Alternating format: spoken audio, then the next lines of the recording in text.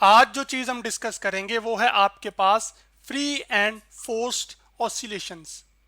जैसे कि आप पीछे पढ़ के आ चुके हैं कि जो ऑसिलेशंस होती हैं आपके पास वो असल में बैक एंड फोर्थ मूवमेंट होती हैं अबाउट अ पॉइंट। जैसे कि इस एनिमेशन में जो कि मैंने fet.colorado.edu की वेबसाइट से ली है, जिसमें आपके पास एक ये सिंपल पेंडुलम है जिसके अंदर आपके पास यहाँ पर कोई फिक्स पोर्ट है, उसके साथ कोई रस्सी बंधी हुई है और रस्सी के साथ कोई मैश जुड़ा हुआ है। तो मैं अगर इस मैश को इसकी इस जगह से डिस्प्लेस करूँ या किसी नई जगह पर लेकर जाऊँ और छोड़ूँ यहाँ से, तो आप ये देख रहे हैं कि इस पॉइंट के इर्द गिर्द बार बार अपनी मोशन को क्या कर रहा है, रिपीट कर रहा है। तो ये असल में आपके पास एक ऑसिलेशन है। अब अगर हम बात करें कि फ्री एंड फोर्स ऑसिलेशंस क्या होती हैं, तो आपके पास जो फ्री ऑसिलेशंस होती हैं इनको असल में हम नेचुरल ऑसिलेशंस भी कहते हैं। और फ्री और नेचुरल ऑसिलेशंस असल में आपके पास इस तरह से बयान होती हैं कि no external force is applied to a system once oscillator starts to vibrate. यानी कि कोई भी एक्सटर्नल फोर्स नहीं चाहिए होती। जैसे कि आप इस एनिमेशन में देख रहे हैं, जब आपने एक दफ़ा, मैं इसको रोक के दोबारा यहाँ से छोड़ देता हूँ, तो जब एक दफ़ा मैंने इसको यहाँ से लेकर लाकर छोड़ दिया तो उसके बाद कोई मुझे जो है ना वो बाहर से फोर्स नहीं लगानी पड़ रही। ये अपनी मोशन को खुद ब खुद ही क्या कर रहा है, कंटिन्यू कर रहा है। तो ये जो ऑसिलेशन परफॉर्म कर रहा है असल में इसी को हम क्या कहते हैं, फ्री ऑसिलेशन।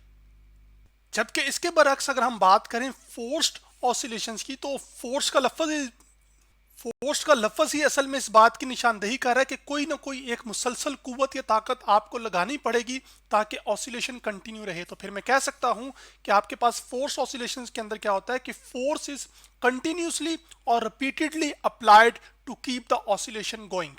यानी कि इस तरह की ऑसिलेशन को मुसलसल जारी रखने के लिए आपको मुसलसल क्या लगानी पड़ेगी, फोर्स लगानी पड़ेगी। लेकिन इसको मैं आपको एक और मिसाल से समझाता हूं।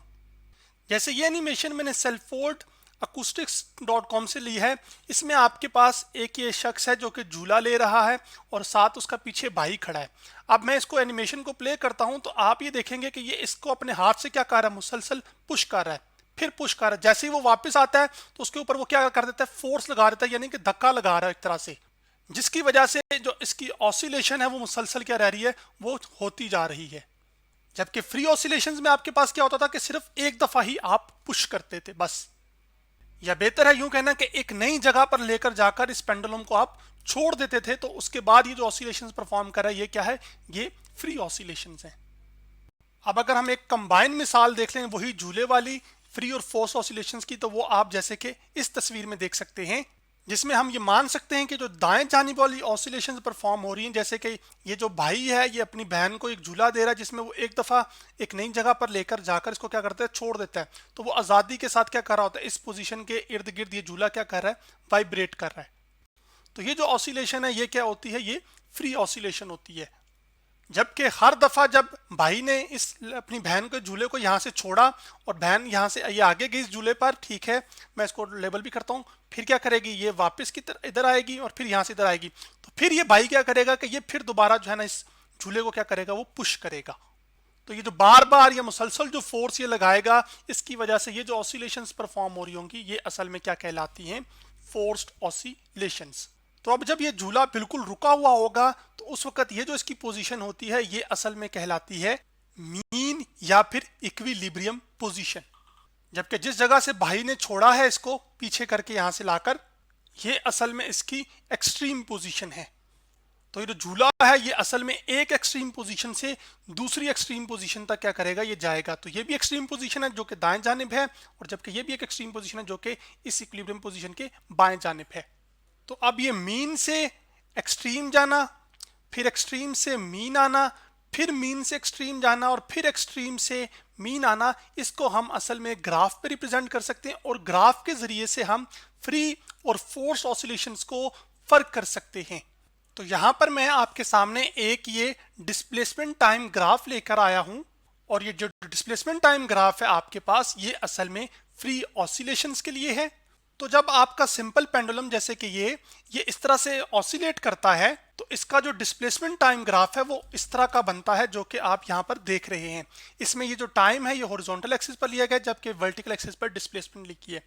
जबकि ये जो लाइन है ये असल में ये बता रही है, जो कि हॉरिजॉन्टल लाइन है, इसके जो असल में तमाम पॉइंट्स हैं वो इस बात की रिप्रेजेंटेशन है कि असल में यहाँ पर जो डिस्प्लेसमेंट है वो क्या है, वो जीरो है। जैसे यहाँ पर डिस्प्लेसमेंट जीरो है, उसके बाद यहाँ पर डिस्प्लेसमेंट जीरो है, तो ये असल में सारी की सारी मीन पोजीशंस हैं या फिर इक्विलिब्रियम पोजीशंस हैं। जैसे कि इस झूले के लिए ये वाली जो पोजीशन थी क्या थी, ये मीन पोजीशन थी।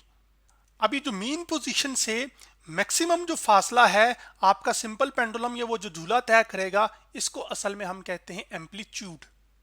तो इसको मैं लेबल भी कर देता हूं। तो ये आपका पॉजिटिव एम्पलीट्यूड होगा इसके लिए, जबकि इसी तरह इस पोजीशन से आप अगर वर्टिकली डाउनवर्ड ड्रॉ करें ये, तो ये जो मैक्सिमम डिस्प्लेसमेंट है मीन पोजीशन से, ये भी असल में क्या है, एम्पलीट्यूड है, लेकिन ये नेगेटिव डायरेक्शन में है। अब जो काबिले गौर बात है वो ये है कि जो फ्री ऑसिलेशंस होंगी उनके अंदर आपके पास जो एम्पलीट्यूड है ना, वो असल में क्या रहेगा, जैसे कि आप देख रहे हैं वो कांस्टेंट रहेगा।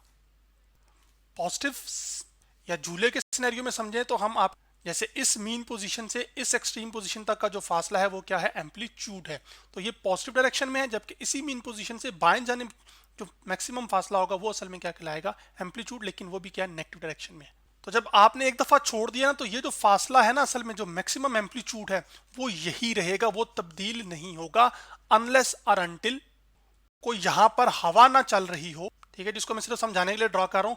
तो हवा चलने की वजह से असल में ये जो आपका झूला है ये क्या हो जाएगा, स्लो हो जाएगा। जब ये स्लो हो जाएगा तो असल में इसका जो एम्पलीट्यूड है वो भी क्या हो जाएगा, वो कम हो जाएगा, क्योंकि जो हवा है ना वो इस झूले को क्या करती है, वो स्लो करने की कोशिश करती है। तो अगर झूला इस तरफ जा रहा होगा, समझाने के लिए जैसे कि मैं लेबल भी कर रहा हूँ यहाँ पर, तो आपके पास जो हवा का दबाव होगा ना वो इसकी मुखालिफ सिमत में होगा। इस वजह से आपका जो झूला है वो क्या होगा, वो स्लो डाउन हो जाएगा। तो फिर मैं ये कह सकता हूं कि जो फ्री ऑसिलेशंस हैं उनका जो एम्पलीट्यूड होता है वो क्या होता है, वो कांस्टेंट होता है। इसके बरक्स जो फोर्स ऑसिलेशंस होती हैं उनका जो डिस्प्लेसमेंट टाइम का ग्राफ होता है वो कुछ इस तरह का बनता है। तो ये आपके पास फोर्स ऑसिलेशंस का डिस्प्लेसमेंट टाइम ग्राफ है, जिसमें मैंने अभी ये बताया था कि ये जो हॉरिजॉन्टल लाइन है ये असल में मीन पोजीशन या इक्विलिब्रियम पोजीशन को रिप्रेजेंट कर रही है। तो आप ये देख रहे हैं कि यहाँ पर पहले इस सिनेरियो के अंदर यहाँ से यहाँ मीन पोजीशन से एक्सट्रीम पोजीशन का फासला कम है, फिर यहाँ पर क्या हो गया, वो बढ़ गया है, फिर उसके बाद और बढ़ गया है, फिर और बढ़ गया। इसका मतलब है ये जो एम्पलीट्यूड है वो मुसलसल क्या होता जा रहा है, वो आपके पास इंक्रीज होता जा रहा है। वो क्यों इंक्रीज होता जा रहा है, वो इस वजह से क्योंकि आप बार बार इस झूले के ऊपर फोर्स लगा रहे हैं, जिसकी वजह से अगर वो शुरू में इतना ऊपर गया था पहले धक्के पर या पहले पुश पर, तो उसके बाद जब आपने दोबारा पुश लगाया होगा तो वो इससे थोड़ा और आगे गया होगा। तो अब आपके पास ये जो मीन पोजीशन से असल में एक्सट्रीम पोजीशन का फासला क्या हो चुका होगा, बढ़ चुका होगा, जिसकी वजह से एम्पलीट्यूड बढ़ चुका होगा। फिर जब दोबारा एक दफा आप और धक्का लगाएंगे तो ये आप इस जगह से फिर क्या जाएगा, इधर जाएगा, यानी कि और ज्यादा एम्पलीट्यूड इसका क्या हो जाएगा, वो बढ़ जाएगा। तो जो फोर्स ऑसिलेशंस होती हैं उसकी वजह से एम्पलीट्यूड क्या करता है, वो बढ़ता है। और इस चीज को आप ऑब्जर्व कर रहे हैं कि हर आपके पास हर कुछ लम्हों के बाद उसका जो एम्पलीट्यूड है वो क्या हो रहा है, वो इंक्रीज हो रहा है। जैसे कि यहाँ पर इस ग्राफ में आप ये देख सकते हैं, मैं इन पॉइंट्स को लेबल भी कर देता हूँ। ये एम्पलीट्यूड इंक्रीज के पॉइंट्स हैं जो कि मैंने एक लाल लाइन से आपके लिए इस तरह से लेबल कर दिए हुए हैं। तो फिर मैं यूं कह सकता हूं कि फोर्स ऑसिलेशंस के अंदर क्या होता है कि जो एम्पलीट्यूड है वो कंटिन्यूसली इंक्रीज कर रहा होता है, किसके साथ, टाइम के साथ। अब हम बात करते हैं फ्री ऑसिलेशंस और फोर्स ऑसिलेशंस की फ्रीक्वेंसी की। तो फ्रीक्वेंसी को आप पढ़ के आ चुके हैं कि एक साइकिल को, जैसे कि इस तस्वीर के अंदर आपके पास यहाँ पर एक साइकिल जो है वो मुकम्मल हो रहा है। जैसे कि इसको मैं वाज़ह कर देता हूँ और थोड़ा सा, यहाँ पर एक साइकिल मुकम्मल हो रहा है। तो इस एक साइकिल को मुकम्मल होने के लिए जितना वक्त लगता है उसको हम असल में हम कहते हैं टाइम पीरियड, और एक सेकंड्स में इस तरह के कितने साइकिल मुकम्मल होंगे उसको असल में हम कहते हैं फ्रीक्वेंसी। तो अगर मैं ये मान लूं कि यहां से लेकर यहां तक अगर टाइम एक सेकंड गुजरा है तो असल में फिर कितने साइकिल्स मुकम्मल हुए, एक ये और एक ये, तो दो साइकिल्स मुकम्मल हुए एक सेकंड के अंदर। तो ये जो फ्री ऑसिलेशंस की जो फ्रीक्वेंसी होती है इसी को असल में हम कहते हैं नेचुरल फ्रीक्वेंसी उस सिस्टम की। जबकि जो फोर्स ऑसिलेशंस हैं उनकी जो फ्रीक्वेंसी होती है उसको असल में हम ड्राइविंग फ्रीक्वेंसी कहते हैं या एक्सटर्नल फ्रीक्वेंसी कहते हैं, जो कि इस वजह से होती है क्योंकि आप मुसलसल आप उस सिस्टम के ऊपर क्या लगा रहे होते हैं, फोर्स लगा रहे हैं। जैसे आपके पास इस सिनेरियो के अंदर ये जो झूला है वो सिस्टम है एक, अब जैसे आपके पास एक ये सिंपल पेंडुलम है, इसको मैंने यहाँ से छोड़ा, तो ये जो फ्रीक्वेंसी होगी इसकी असल में नेचुरल फ्रीक्वेंसी होगी, और ये हम पिछले लेक्चर्स में कैलकुलेट करके आ चुके हैं। और वो जो फ्रीक्वेंसी थी उसको हम लेबल करते हैं एफ के साथ, जो कि बराबर थी आपके पास 1/2 पाई अंडर रूट, आपके पास यहाँ पर जी आ जाएगा जो कि असल में एक्सेलरेशन ड्यू टू ग्रेविटी है, और साथ आपके पास लेंथ ऑफ द स्ट्रिंग।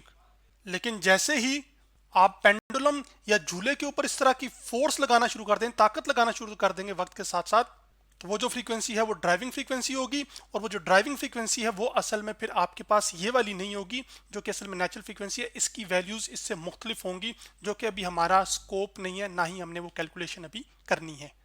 और एक लास्ट पॉइंट जो मैंने सारा अभी बताना है वो ये है कि जितना भी मैंने अभी डिस्कशन की है फ्री और फोर्स ऑसिलेशंस की, ये सारी की सारी तब है जब आप किसी भी किस्म का हवा का दबाव कंसिडर नहीं कर रहे, यानी ये किसी भी किस्म के कोई रेजिस्टिव इफेक्ट्स आप कंसिडर नहीं कर रहे। ये सब बातें तब ट्रू हैं आपके पास।